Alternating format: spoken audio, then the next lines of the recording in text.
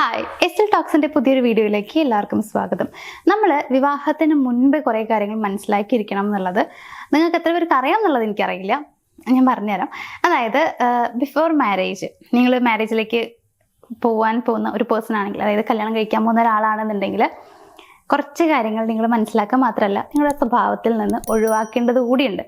അതെന്തൊക്കെയാണെന്നുള്ളതാണ് ഇന്ന് ഞാൻ പറയാൻ പോകുന്നത്. ഞാൻ ഈ പറയുന്ന സ്വഭാവങ്ങൾ നിങ്ങൾ ഒഴിവാക്കിയില്ല എന്നുണ്ടെങ്കിൽ ചിലപ്പോൾ നിങ്ങൾ വിചാരിക്കുന്നുണ്ടാവുക, ഈ ഒരു കല്യാണത്തോടു കൂടി ഞാൻ മാറും, അല്ലെങ്കിൽ എൻ്റെ ജീവിതത്തിൽ ഈ ഒരു വിവാഹമായിരിക്കും ഏറ്റവും പ്രധാനപ്പെട്ട ഒരു കാര്യം, ലൈഫ് ലോങ് ഞാൻ എൻ്റെ പാർട്ട്ണറുമായിട്ട് സന്തോഷത്തോടെ ജീവിക്കും എന്നൊക്കെ നിങ്ങൾ വിചാരിക്കുന്നുണ്ടാവും. പക്ഷേ ഈ സ്വഭാവങ്ങളൊന്നും, ഈ പെരുമാറ്റങ്ങളൊന്നും നിങ്ങൾ മാറ്റിയില്ലെങ്കിൽ ഈ പറഞ്ഞ നിങ്ങളുടെ പ്രതീക്ഷകളൊക്കെ വെറുതെ ആവും. അപ്പോൾ വിവാഹ ജീവിതം നന്നായിട്ട് തന്നെ മുന്നോട്ട് പോകണം എന്നുണ്ടെങ്കിൽ വിവാഹത്തിന് മുമ്പേ നിങ്ങൾ മാറ്റിയിരിക്കേണ്ട കുറച്ച് കാര്യങ്ങളുണ്ട്. അതെന്തൊക്കെയാണ് എന്നുള്ളത് ഞാൻ പറയാം. ഒന്നാമത്തെ പോയിന്റ് എന്ന് പറയുന്നത് ഈഗോ തന്നെയാണ്. അതായത് ഞാനാണ് ശരി എന്നുള്ളൊരു ഒരു ചിന്താഗതിയാണല്ലോ കുറേ പേർക്ക് ഉണ്ടാവാറുണ്ട്. ബിഫോർ മാരേജ് കുറേ പേര് കാണാറുണ്ട്. അപ്പോൾ കല്യാണത്തിന് മുമ്പ് എന്ന് പറയുമ്പോൾ നമുക്ക് കുഴപ്പമില്ല, ചിലപ്പോൾ നമ്മുടെ ഫ്രണ്ട്സ് ആയിട്ടായിരിക്കും വഴക്കുണ്ടാക്കുന്നുണ്ടാവുക, അല്ലെങ്കിൽ വീട്ടുകാരായിട്ടായിരിക്കും, സോ അത് കുഴപ്പമില്ല. പക്ഷെ ആഫ്റ്റർ മാരേജ് നമ്മുടെ പാർട്ട്ണർ എന്തെങ്കിലും കാര്യം പറയുന്ന സമയത്ത്, ഇല്ല നീ പറയുന്നൊന്നും ശരിയല്ല, ഞാൻ പറയണതാണ് ശരി, ഞാൻ പറയണത് കേട്ടാൽ മതി എന്നൊരു വാദമായിട്ട് നിങ്ങൾ നിൽക്കുകയാണെങ്കിൽ നിങ്ങളുടെ പാർട്ട്ണർക്ക് അത് അംഗീകരിക്കാൻ പറ്റില്ല. നിങ്ങളുടെ കൂടെ ജീവിക്കേണ്ട ഒരാളാണ്. അപ്പം അതുകൊണ്ട് തന്നെ ഞാനാണ് ശരി, ഞാൻ പറയുന്നത് മാത്രമാണ് ശരി എന്നുള്ളൊരു ചിന്താഗതി നിങ്ങൾക്ക് ഉണ്ടെങ്കിൽ അത് മാറ്റിയേ പറ്റുള്ളൂ. നിങ്ങൾ പറയുന്ന എല്ലാ കാര്യം ശരിയാവണമെന്നുണ്ടോ? അതുമാത്രമല്ല, അവർ പറയുന്ന എല്ലാ കാര്യം തെറ്റാവണമെന്നില്ല. സോ അതുകൊണ്ട് പരസ്പരം റെസ്പെക്റ്റ് ചെയ്യാൻ പഠിക്കുക. അവർ പറയുന്ന വാക്കുകൾ കേൾക്കാനും അതിൽ ശരിയുണ്ടോ എന്ന് മനസ്സിലാക്കാനും നിങ്ങൾ ശ്രമിക്കുക. രണ്ടിലും ശരി ഏതാണ് എന്നുള്ളത് വേണം ചൂസ് ചെയ്യാനായിട്ട്. ഞാൻ എന്നുള്ള ഒരു ഭാവം നിങ്ങൾ ഒഴിവാക്കിയേ പറ്റുള്ളൂ. അല്ലെങ്കിൽ കുറച്ച് കാലം കഴിയുമ്പോഴത്തേക്കും നിങ്ങളുടെ പാർട്ട്ണർക്ക് നിങ്ങളോട് വല്ലാത്തൊരു വെറുപ്പ് ഫീൽ ചെയ്യും. രണ്ടാമത്തെ കാര്യം എന്ന് പറയുന്നത് ആശയവിനിമയം ഒഴിവാക്കലാണ്. ഇത് കുറേ പേര് ചെയ്യുന്ന ഒരു കാര്യമുണ്ട്. കല്യാണത്തിന് മുമ്പൊക്കെ ഫോൺ വിളിച്ച് കുറേ നേരം സംസാരിക്കും. അരമണിക്കൂർ, 1 മണിക്കൂർ, 2 മണിക്കൂർ സമയം പോകുന്നത് അറിയുകയില്ല. പക്ഷെ കല്യാണം കഴിഞ്ഞാൽ ഒരു 10 മിനിറ്റ് സംസാരിക്കാൻ പറഞ്ഞു കഴിഞ്ഞാൽ എന്താ നമുക്ക് പറയാനുള്ളത്, ഒന്നും പറയാനില്ല, ഇതായിരിക്കും നിങ്ങൾ പറയണ്ടാവുക. കുറേ കപ്പിൾസിനെ ഞാൻ കാണാറുണ്ട്. പക്ഷെ അങ്ങനെയല്ല. കല്യാണം കഴിഞ്ഞാൽ നിങ്ങൾ സംസാരിക്കണം. കല്യാണം കഴിഞ്ഞാലാണ് നിങ്ങൾ സംസാരിക്കേണ്ടത്.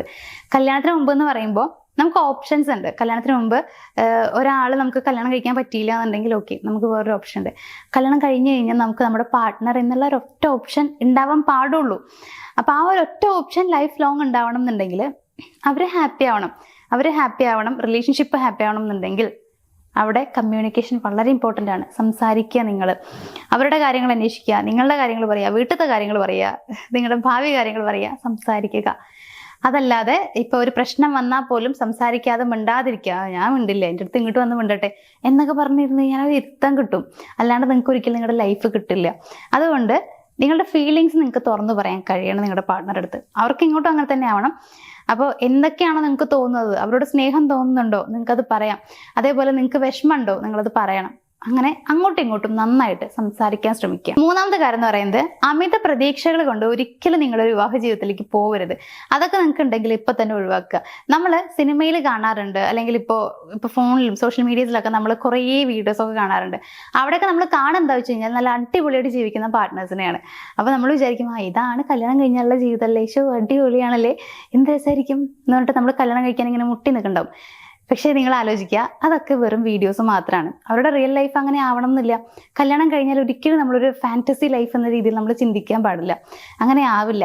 അതുപോലെ അവരെല്ലാം എനിക്ക് ഇങ്ങോട്ട് ചെയ്തു തരും, ഞാൻ പറയാത്ത കാര്യങ്ങളൊക്കെ മനസ്സിലാക്കുന്ന ഒരു പാർട്ട്ണർ ആവണം എനിക്ക്. അപ്പോൾ ആ രീതിയിലൊക്കെ നിങ്ങൾ ചിന്തിച്ച് കൂട്ടി വെച്ചിട്ടുണ്ടെങ്കിൽ അതിനൊന്നും പറ്റില്ല. മനുഷ്യനാണ് നമ്മളെല്ലാവരും. നമ്മൾ പറയാതെ നമ്മുടെ കാര്യങ്ങൾ മനസ്സിലാക്കാൻ അവർക്ക് വല്ല ദിവ്യശക്തി ഉണ്ടോ? ഒരിക്കലും ഇല്ല. അതൊന്നും ഒരു മനുഷ്യനും ഇല്ല. അതുകൊണ്ട് നമ്മൾ പറയാതെ മനസ്സിലാക്കണം എന്നുള്ള ചിന്തയോ, അതായത് അത്തരത്തിലുള്ള പ്രതീക്ഷകൾ, എൻ്റെ പാർട്ട്ണർ എൻ്റെ എല്ലാ കാര്യങ്ങളും എനിക്കൊന്നും വയ്യെങ്കിൽ ഞാൻ പറഞ്ഞില്ലെങ്കിൽ മനസ്സിലാക്കും, എൻ്റെ ഫേസ് കണ്ട എൻ്റെ വിഷമം മനസ്സിലാക്കും, അങ്ങനെയൊന്നും നിങ്ങൾ വിചാരിച്ചിട്ട് കല്യാണം കഴിക്കല്ലേ. എന്താ വെച്ച് കഴിഞ്ഞാൽ അവർക്കതൊന്നും മനസ്സിലാക്കാൻ പറ്റില്ല. പിന്നെ നിങ്ങൾക്ക് നിരാശയാവും, ഞാൻ ആഗ്രഹിക്കുന്ന പോലെ ഒരു പാർട്ട്ണറോ ജീവിതം അല്ലല്ലോ എനിക്ക് കിട്ടിയെന്നുള്ളത്. അത് നിങ്ങളുടെ ചിന്തയുടെ പ്രശ്നമാണ്. അപ്പോൾ നിങ്ങൾ മാറ്റേണ്ടത് അമിതമായി പ്രതീക്ഷകൾ ഉണ്ടെങ്കിൽ അത് നിർത്തിവെക്കുക. അങ്ങനെ ഒരു ചിന്തയോടുകൂടി കല്യാണത്തിലേക്ക് പോകരുത്. നാലാമത്തെ ഒരു കാര്യം എന്ന് പറയുന്നത് ദേഷ്യം വരുന്നത് നിയന്ത്രിക്കാൻ കഴിവുണ്ടോ നിങ്ങൾക്ക് എന്നുള്ളത് നോക്കുക. നിയന്ത്രിക്കാൻ കഴിയണം അതായത് ഒരു കുറവ് അതിൽ വരുത്തരുത്. നിങ്ങൾക്ക് ദേഷ്യം വന്നു കഴിഞ്ഞാൽ ദേഷ്യം അങ്ങനെ പ്രകടിപ്പിക്കുന്ന ഒരാളാണെങ്കിൽ ആ ഒരു സ്വഭാവം വെച്ച് ഒരിക്കലും നിങ്ങൾ കല്യാണം കഴിക്കരുത്. കല്യാണം കഴിച്ച് കഴിഞ്ഞാൽ നിങ്ങളെ ദേഷ്യപ്പെട്ടതിൻ്റെ പിറ്റേ ദിവസം ചിലപ്പോൾ ആൾ പോകും നിങ്ങളെ വിട്ടിട്ട്. ആർക്കും അങ്ങനെ അത് ഇഷ്ടപ്പെടില്ല. ഇന്നത്തെ കാലത്ത് പ്രത്യേകിച്ച് ചില ആളുകൾ എങ്ങനെയാ വെച്ച് കഴിഞ്ഞാൽ ചെറിയ കാര്യമായിരിക്കും, പക്ഷെ പെട്ടെന്ന് നല്ല ദേഷ്യം വരും. നല്ല ദേഷ്യം വരുമ്പോൾ അവരെങ്ങനെ റിയാക്ട് ചെയ്യണം എന്നുള്ളത് അവർക്ക് പോലും അറിയണ്ടാവില്ല. അപ്പൊ അത് അക്സെപ്റ്റ് ചെയ്യാൻ പറ്റുന്ന ഒരു പാർട്ട്ണർ ആവണം എന്നില്ല നമ്മൾ വിവാഹം കഴിക്കുന്ന ഒരാൾ. ആള് ചിലപ്പോൾ ഭയങ്കര സൈലന്റ് ആയിട്ടുള്ള, അതായത് ഒന്നിനും അങ്ങോട്ടും ഇങ്ങോട്ടും ദേഷ്യത്തിന് പോവാത്ത അങ്ങനത്തെ ഒരാളായിരിക്കും നിങ്ങൾക്ക് പാർട്ട്ണറായിട്ട് വരുന്നുണ്ടാവുക. അപ്പോൾ നേരെ ഓപ്പോസിറ്റ് ആയിട്ടുള്ള ഒരു ക്യാരക്ടറാണ് നിങ്ങളുടെ എന്നുണ്ടെങ്കിൽ അത് അവർക്ക് അത് അക്സെപ്റ്റ് ചെയ്യാൻ ഭയങ്കര ബുദ്ധിമുട്ടായിരിക്കും. പിന്നെ അവർ ലൈഫ് ലോങ് ആ ഒരു ചിന്തയിലാണ് ജീവിക്കുക, അല്ലെങ്കിൽ ആ ഒരു ട്രോമയിൽ ജീവിക്കേണ്ടി വരും. അയ്യോ, എൻ്റെ പാർട്ട്ണർ ഇങ്ങനെ ദേഷ്യപ്പെടുന്ന ഒരാളാണല്ലോ, ഞാൻ എന്തെങ്കിലും പറയുമ്പോഴത്തേക്കും ആൾക്ക് ദേഷ്യം വരുമല്ലോ, ഞാൻ എന്ത് ചെയ്യും? ഒരു പേടിയൊക്കെ ആൾക്ക് ഉണ്ടാവും. പാർട്ട്നേഴ്സിൻ്റെ ഇടയിൽ വേണ്ടത് ഫ്രണ്ട്ഷിപ്പാണ്, അതല്ലാതെ ഒരു നിയന്ത്രണമോ അല്ലെങ്കിൽ പേടിയൊന്നും അല്ല. അപ്പോൾ നിങ്ങൾ മനസ്സിലാക്കണം, കോപം നിയന്ത്രിക്കാൻ നിങ്ങൾക്ക് കഴിയണം. നിയന്ത്രിക്കാൻ കഴിഞ്ഞതിന് ശേഷം, അല്ലെങ്കിൽ അതിന് കുറച്ച് നിങ്ങളൊന്ന് പ്രാക്ടീസ് ചെയ്ത് നിങ്ങളുടെ ദേഷ്യമൊക്കെ ഒന്ന് കുറച്ചതിന് ശേഷം മാത്രമേ നിങ്ങൾ കല്യാണത്തിന് നിൽക്കുക. ലാസ്റ്റ് പോയിന്റ് എന്ന് പറയുന്നത്, താരതമ്യം ചെയ്യുന്ന സ്വഭാവം നിങ്ങൾക്ക് ഉണ്ടെങ്കിൽ അത് അപ്പാടെ മാറ്റുക എന്നുള്ളതാണ്. കല്യാണം കഴിഞ്ഞാൽ ഒരിക്കലും നിങ്ങൾ നിങ്ങളുടെ പാർട്ട്ണറെ മറ്റൊരാളുമായിട്ട് താരതമ്യം ചെയ്യരുത്. അങ്ങനെ ചെയ്ത് കഴിഞ്ഞാൽ നിങ്ങളുടെ ജീവിതം തന്നെ ഇല്ലാണ്ടാവുക. ഒരാൾക്കും അവർ സ്നേഹിക്കുന്ന ഒരു പേഴ്സൺ മറ്റൊരാളെ വെച്ച് അവരെ താരതമ്യം ചെയ്യുന്നത് ഇഷ്ടമല്ല. വേറെ ആരൊക്കെ പറഞ്ഞാലും കുഴപ്പമില്ല. നമ്മുടെ പാരൻസ് നമ്മളെ മറ്റൊരാളുമായിട്ട് കമ്പയർ ചെയ്യുമ്പോൾ നമുക്കത് പ്രശ്നമില്ല, ഫ്രണ്ട്സ് പറയുമ്പോൾ പ്രശ്നമില്ല. പക്ഷേ നമ്മുടെ പാർട്ട്ണർ കമ്പയർ ചെയ്ത് കഴിഞ്ഞാൽ അതൊരാൾക്കും പറ്റില്ല.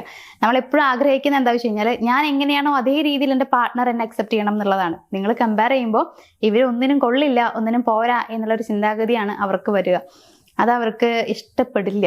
അത് അവരെ തെറ്റു പറയാൻ പറ്റില്ല, ആർക്കും ഇഷ്ടപ്പെടില്ല. അതുകൊണ്ട് കമ്പയർ ചെയ്യരുത്.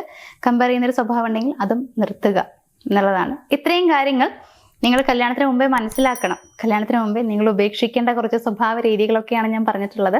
ഇതെല്ലാം മാറ്റിയതിനു ശേഷം മാത്രം ഒരു നല്ല ജീവിത ബന്ധത്തിലേക്ക് പോകാൻ ശ്രമിക്കുക. അങ്ങനെയാണെങ്കിൽ നിങ്ങൾക്ക് നല്ല രീതിയിലുള്ളൊരു ബന്ധം കിട്ടും. ഈ ഒരു സ്വഭാവം വെച്ചുകൊണ്ട് പോയി കഴിഞ്ഞാൽ നിങ്ങൾക്ക് ജീവിതത്തിലൊന്നും നല്ല രീതിയിലുള്ളൊരു കല്യാണ ജീവിതം ഉണ്ടാവില്ല എന്നുള്ളതാണ്. അപ്പോൾ എന്തായാലും എല്ലാവർക്കും ഈ പറഞ്ഞ പോലുള്ള സ്വഭാവങ്ങളൊക്കെ ഉണ്ടെങ്കിൽ മാറ്റാൻ പറ്റട്ടെ, നല്ല രീതിയിലുള്ള ഒരു ജീവിതം കിട്ടട്ടെ എന്ന് പറഞ്ഞുകൊണ്ട് ഇന്നത്തെ ഈ ഒരു വീഡിയോ ഞാനോട് വെച്ച് വൈൻഡപ്പ് ചെയ്യാണ്. എന്തെങ്കിലും സംശയങ്ങളോ കാര്യങ്ങളൊക്കെ ഉണ്ടെങ്കിൽ നിങ്ങൾക്ക് നമ്പറിലേക്ക് ഒന്ന് വിളിച്ച് ചോദിക്കാം. നമുക്ക് എന്തായാലും മറ്റൊരു വീഡിയോയിൽ കാണാം. താങ്ക്